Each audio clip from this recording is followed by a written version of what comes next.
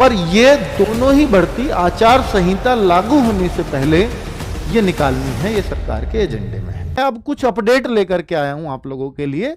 बहुत कम वीडियोस आप मेरी कांस्टेबल यूपीएसआई पर देखोगे, और वो जब देखोगे, जब कुछ भी नया अपडेट आएगा तो मैं आपके सामने हाजिर रहूंगा, या कुछ मुझे नए अंदर से कुछ इनपुट मिलेंगे तो मैं आपके सामने हाजिर रहूंगा। वरना मैं रोज सिर्फ इसलिए वीडियो नहीं लेकर के आऊंगा कि आज मुझे कुछ भी नहीं है तो कुछ व्यूज लाने के लिए मैं यूपीएसआई पे कुछ बोल देता हूं या कांस्टेबल पे कुछ बोल देता हूं। ऐसा कभी नहीं हो सकता, है ना।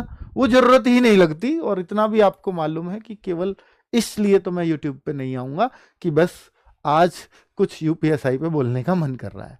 नहीं, ऐसा मैं कभी नहीं आऊंगा, है ना। तो एसआई के लिए बच्चों सितंबर में उम्मीद है। पहले मैं सोच रहा था कि शायद अगस्त में भी ये खुशखबरी मिल सकती है, लेकिन अभी जो इंफॉर्मेशन है वो पहले अगस्त सितंबर की थी, तो अब ये क्लियरली मेंशन हुआ है कि भाई सितंबर में ही संभव है, उससे पहले संभव नहीं है। और ये वैकेंसी का भी जो आइडिया, देखो मैंने लिखा भी एक, एसआई के कितने पद आ सकते हैं, क्योंकि मुझे इस बात का भी इनपुट मिला। तो मैं उस दिन वीडियो में कह के गया था कि 3000 के आसपास शायद पद देखने को मिलेंगे, लेकिन जो मुझे पता चल रहा है वो ये है कि पिछली बार से भी ज्यादा इस बार पद देखने को मिलेंगे। और उसका कारण देखिए, इलेक्शन साफ साफ दिख सकता है, और इससे ये तो तय है कि एग्जाम में डिले तो होगा।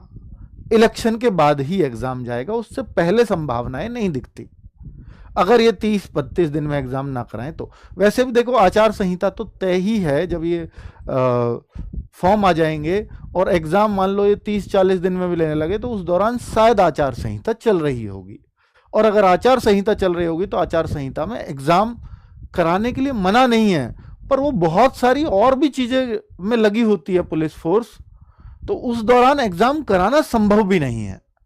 तो एग्जाम तो ये तय है कि इलेक्शन के बाद ही होगा, अगर इलेक्शन फरवरी मार्च तक ना टले, मतलब ना टले तो, क्योंकि इलेक्शन की बात चल रही है नवंबर दिसंबर में।